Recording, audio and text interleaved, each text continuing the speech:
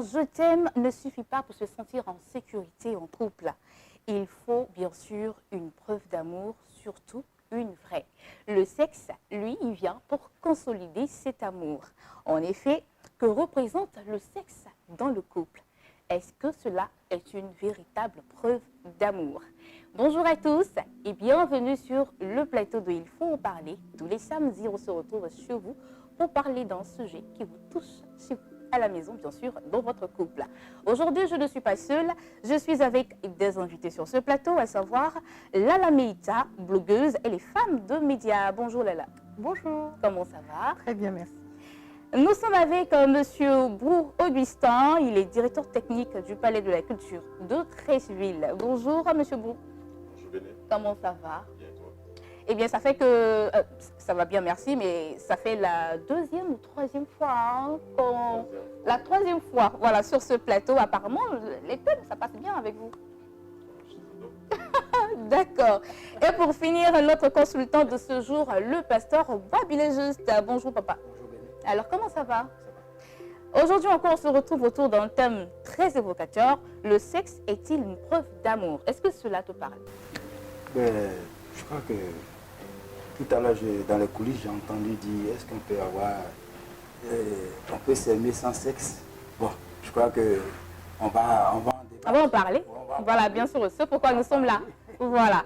Alors, nous allons poser notre première question à notre blogueuse sur ce plateau. Que représente le sexe dans le couple, Lala? Alors, déjà pour commencer, il faut savoir que pour moi aussi, c'est important le sexe dans ma vie et même dans mon blog. Donc en fait, je parle vraiment de sexualité avec mes abonnés. Et tous les vendredis soirs, je fais un direct à 20 h pour parler de sexualité.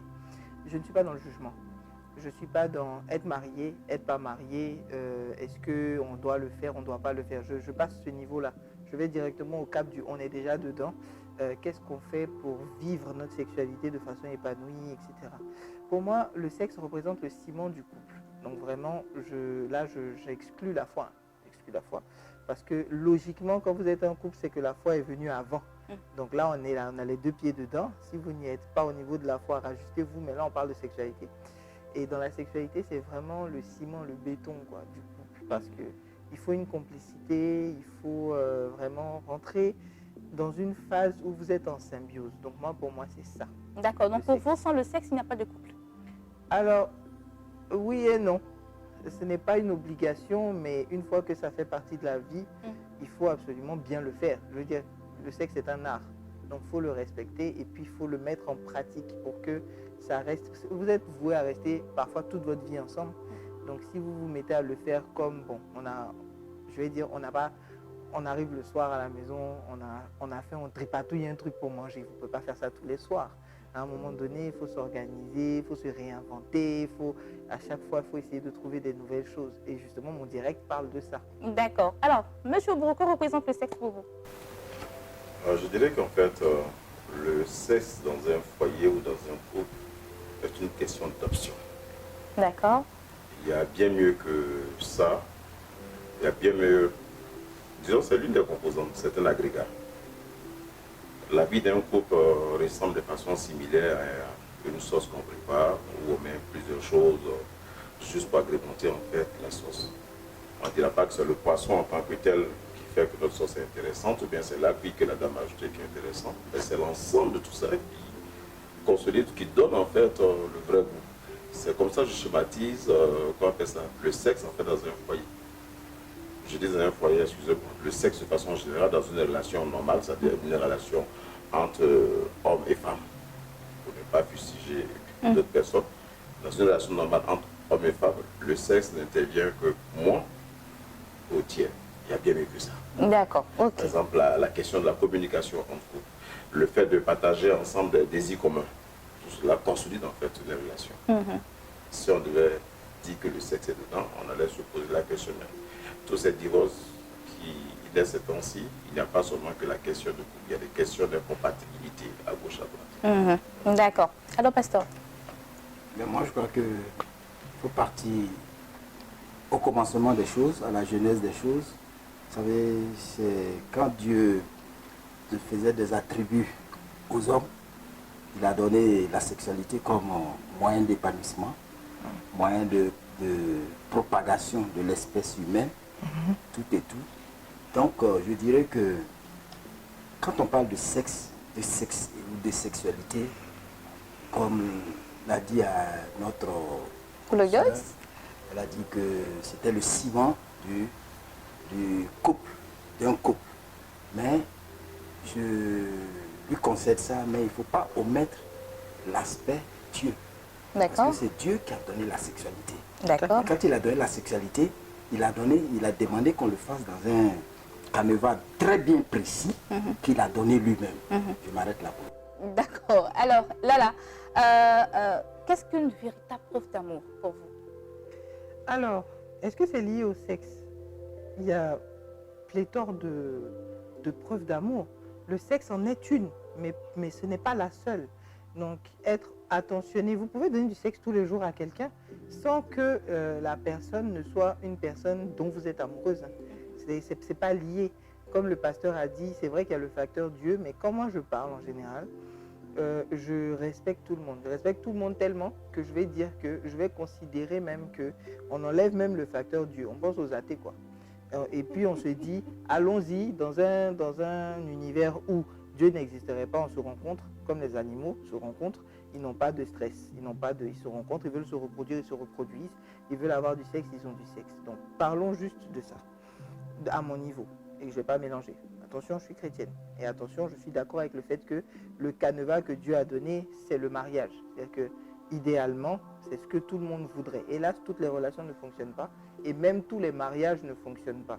Et même quand on déploie tous les moyens que nous on a, en fait, notre vrai problème, comme l'a dit M. Brou, ça reste quand même, le plus gros problème reste non pas le sexe, mais la communication dans les couples. Parce qu'on n'a pas la même éducation, on n'a pas le même background, on n'a pas le même futur même des fois. Donc on se met ensemble, comme dirait quelqu'un, oui, j'ai kiffé, j'ai vu la personne, elle est belle, elle a l'air intelligente, elle a l'air si, elle est positionnée, etc.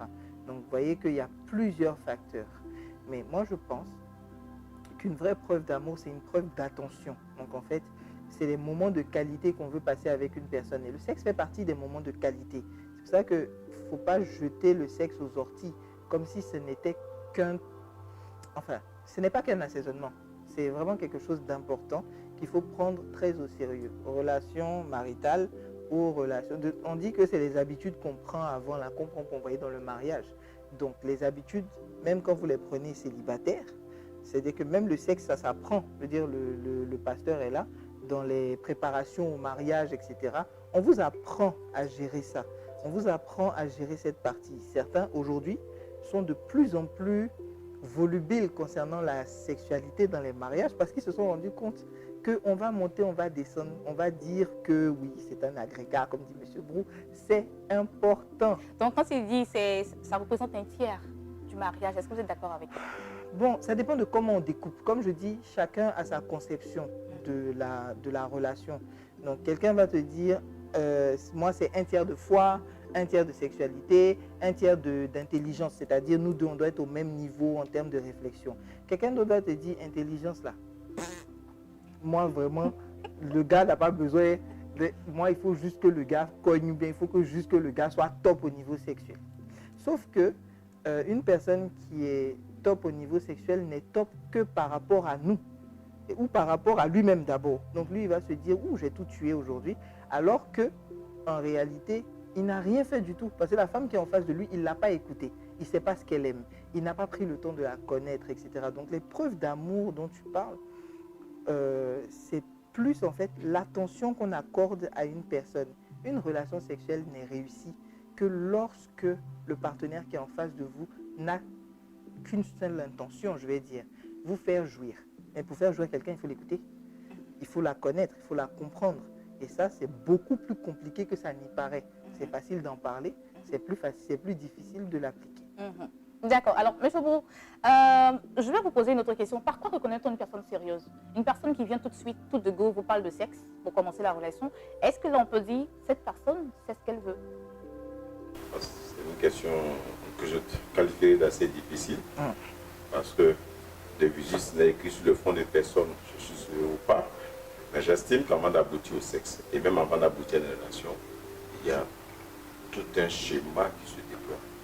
Il y a la question de l'attirance qui se déploie en première personne. Je vois, j'estime que vous avez en fait les qualités, comme on le dit, en fait, les critères sur lesquels je vais baser, les critères physiques.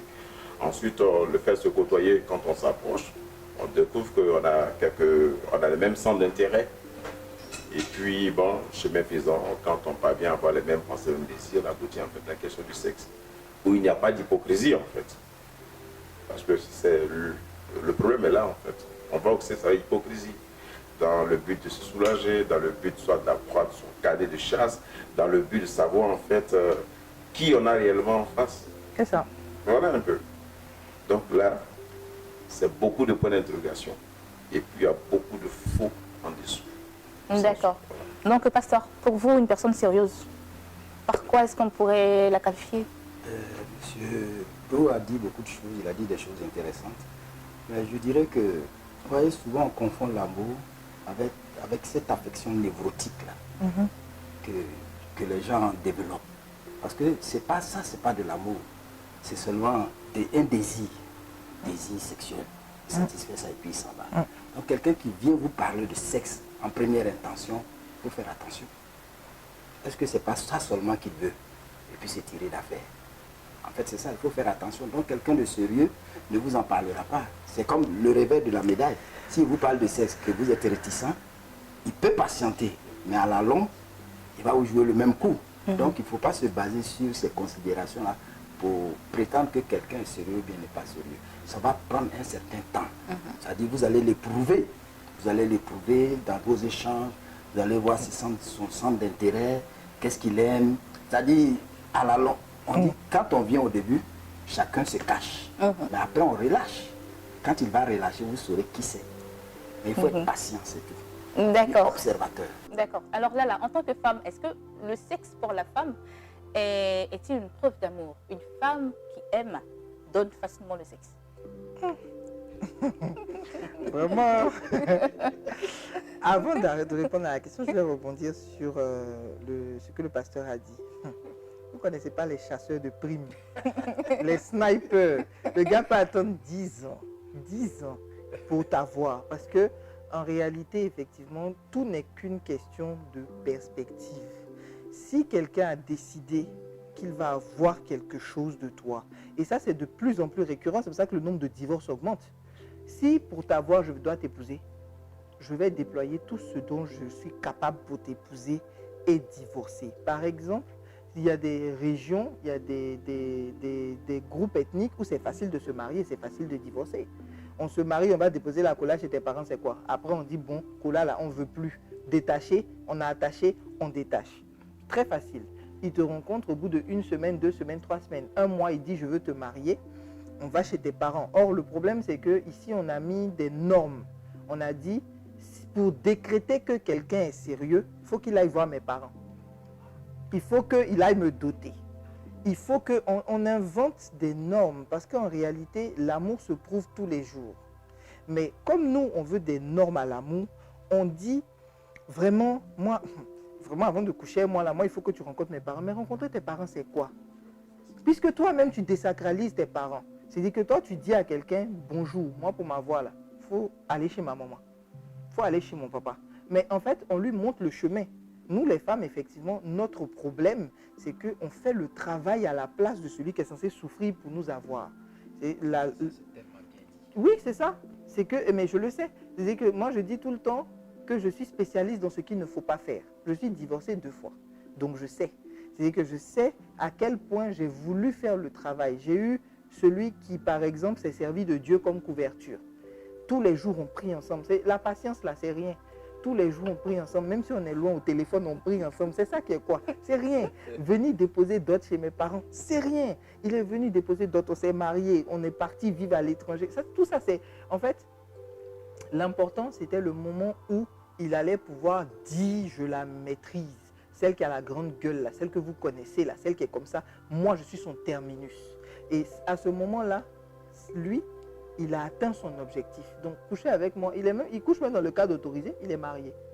Donc, il fait ça. Mais il est arrivé à son but. Et c'est nous, effectivement, qui facilitons. C'est-à-dire que nous-mêmes, on prend quelqu'un, on lui dit bonjour, tiens, voilà la calache, voilà les balles, voilà les munitions, voilà où tu peux aller acheter pour venir recharger. Et puis, on donne tout ça au gars, et puis on dit pardon, si, on se place. Donc, selon vous, qu'est-ce que nous, les femmes, nous devrions faire en face de ces hommes-là? Très bien, je dirais qu'il ne faut pas rendre ça difficile pour faire comme si on était dans Koh-Lanta. C'est-à-dire qu'il faut que le gars passe l'épreuve du feu, l'épreuve de l'eau, l'épreuve de la terre, l'épreuve de je ne sais pas quoi. Il va passer tout ça avec brio. Parce que plus on fait ça, plus on va fabriquer des personnes qui seront plus endurantes. C'est-à-dire l'être humain, c'est le meilleur être que Dieu ait créé parce qu'il s'améliore avec l'adversité. Si vous créez l'homme Adam dit de la Bible, ce n'est pas Adam d'aujourd'hui. Hein. Adam d'aujourd'hui, même, il prend ton argent, il bouffe. Pourtant, là-bas, on a dit, Adam n'a qu'à travailler, Ève n'a qu'à rester à la maison et faire les enfants. C'est ça, non? Adam d'aujourd'hui, là, il bouffe ton argent. Donc, ça veut dire que toi-même, tu l'entretiens. Tu entretiens Adam aujourd'hui. Donc, Adam s'est amélioré avec l'adversité. Il s'est rendu compte que Ève pouvait travailler, que Ève pouvait enfanter, que Ève pouvait... Donc, au fur et à mesure qu'on va poser des obstacles, ils vont trouver le moyen, soit de contourner, soit de sauter. Ou bien nous-mêmes, on va sauter. Raison pour laquelle je posais la question de savoir qu'est-ce qu'on fait? Par quoi reconnaît-on une personne sérieuse? Alors, une personne... Parce que là, l'homme qui est venu, il vous a doté, il a payé tout ce qu'il faut, il s'est marié avec vous, vous êtes parti à l'étranger, vous habitez à l'étranger, et puis à la fin, vous divorcez. Qu'est-ce qui n'a pas marché? En fait, voilà, la personne sérieuse, alors c'est pas parce qu'on divorce que l'un ou l'autre ou les deux ne sont pas sérieux. C'est juste que parfois, on fait des mauvais choix pour les mauvaises raisons. C'est-à-dire qu'on se marie pour faire plaisir aux parents. On a tellement de choses qu'on fait ici. Et la société africaine est conditionnée pour que les enfants fassent tout pour faire plaisir à leurs parents et à leurs beaux-parents une fois qu'ils sont mariés. C'est-à-dire que c'est comme si on nous conditionnait pour qu'une fois dans un foyer ou une fois dans une relation, on passe notre temps, nous-mêmes, on s'esclavagise. On vient et puis on dit, bon, vraiment, il faut que ma maman adoube, il faut que mon papa adoube. Donc cette relation de dépendance émotionnelle, elle commence déjà avec nos parents. Quand on est incapable de prendre des décisions sans se retourner vers un parent, pas pour demander conseil, hein, mais pour que la personne fasse à notre place. Ça, c'est notre problème déjà. Et ensuite, une fois qu'on quitte, c'est comme si on quittait un geôlier pour aller vers un autre geôlier. On quitte le père qui prend toutes les décisions à notre place pour aller se mettre dans un foyer où le mari va prendre toutes les décisions à notre place. Donc la question de la personne sérieuse, des gens qui ne se connaissent même pas eux-mêmes ne peuvent pas définir s'ils sont sérieux ou non. Une personne sérieuse pour moi, c'est une personne qui sait qui elle est, qui sait ce qu'elle veut, qui sait où elle va. À ce moment-là, qu'elle vous parle de sexe en premier ou en dernier, ça n'a pas vraiment d'importance. Elle peut vous parler de sexe comme moi, parce que moi je suis une enfant de sexologue. Chez nous, ce n'est pas un tabou. Donc elle peut venir et puis discuter avec vous pour savoir. Moi, je passe ma vie à conseiller les gens là-dessus. Mais ça ne veut pas dire que je ne suis pas une personne sérieuse. Je sais avec qui je veux aller, je sais où je veux aller, je sais comment je veux y aller. Mais un homme, aujourd'hui, là, ils sont remplis dans les églises, assis, en train d'attendre la première brebis égarée qui va se tromper. Il va dire, on n'a qu'à cheminer. Cheminement parce qu'il sait que ça va mener vers un mariage qui va lui donner ce qu'il veut. Et puis il change de goût. C'est rien. D'accord. Alors, M. Brou, qu'est-ce que vous pensez de ça? Elle a été assez longue. Ben, je dirais pas là. Ce que je retiens en fait et ce que je veux dire dans un premier temps, on vit pour soi. C'est ça. Pas pour ses parents. Pas parce qu'on se conditionne et qu'on aboutit en fait forcément à des erreurs. Non, on vit pour soi. Mon choix. On va rapprocher un peu plus le micro. Mon choix, c'est mon choix. Peu importe ce que les parents pourraient en passer. Et puis de deux, en fait, l'hypocrisie gagne de plus en plus nos domaines, comme on l'avait dit. Avec ces snipers, maintenant, ça existe parce que, en fait, c'est la femme, en fait. Excusez-moi du terme. C'est elle qui ouvre, comme elle a dit. C'est moi qui vous donne la calache avec des balles au foie. Je ne sais pas, en fait, sur quoi elle compte souvent. Mais je pense qu'en fait, dans leur cheminement et dans leur façon de paraître, il y a une part de sagesse en fait qui manque à la femme. Elle est capable de sauter une clôture lorsqu'on lui dit non. Justement, c'est à ça que je voulais venir.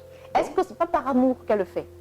Si, non, en tout cas, elle croit que c'est de l'amour. Non, c'est pas naïveté, ça je dis. C'est pas naïveté en fait. Elle pense en fait. Elle pensait mieux pour elle. Elle pense, et comme le dit, c'est une expression particulière de sa volonté que personne ne saurait comprendre ou même analyser. Sauter une clôture, aller dormir derrière un homme, sachant tout ce que vous savez, se faire battre dehors, et puis revenir chez papa, chez maman, et retenir en fait le lendemain. Le problème, c'est la femme elle-même. Il n'y en a qu'à se revoir en tant que tel. Enfin, je ne suis pas tout à fait d'accord. Non, je n'ai pas fini. Allez, Fini. C'est elle-même le problème en tant que tel. Voilà. La question de la personne sérieuse. Une personne sérieuse, une personne responsable. D'accord. Qui sait assumer ses actes, qui sait ce qu'elle veut exactement et qui sait où elle va. Il y a sa photocopie, qui est le sniper, qui sait patienter, qui sait vous tourner en bourrique, qui sait vous aveugler également. Il est très fort.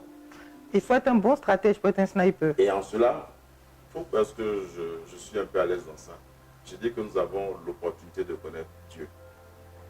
Et c'est lui qui nous enseigne pourquoi celui qui a trouvé une femme a trouvé le bonheur. Et c'est une femme qui lui apporte.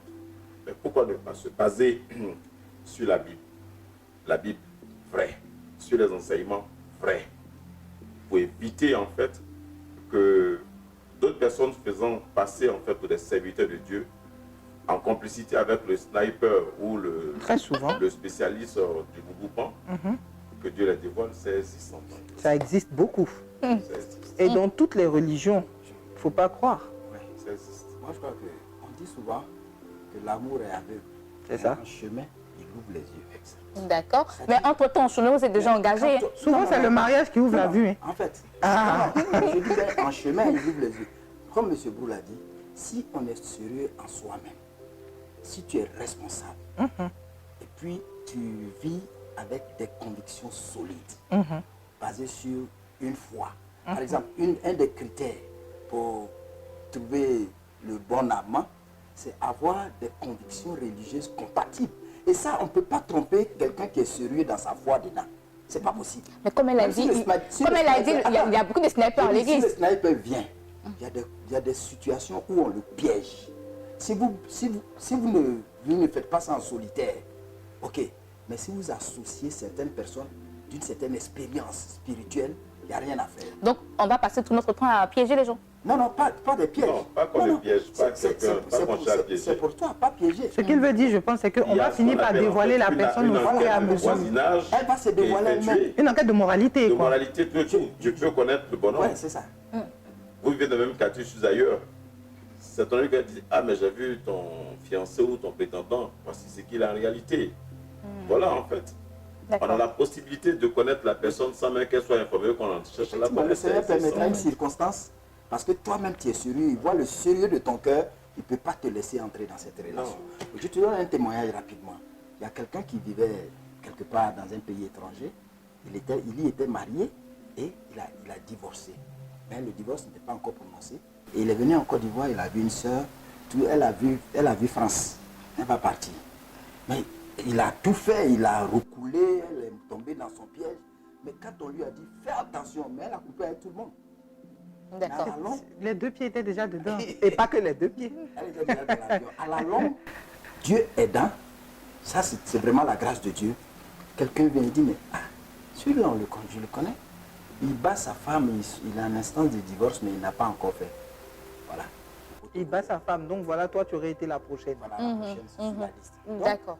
quand je parle d'être patient et puis écouter les uns et les autres, si tu sautes une clôture, moi je ne sais pas que tu sautes clôture pour aller. D'accord. Justement, la femme Tu qui gères saute la toi-même. clôture, c'est par amour ou bien par naïveté?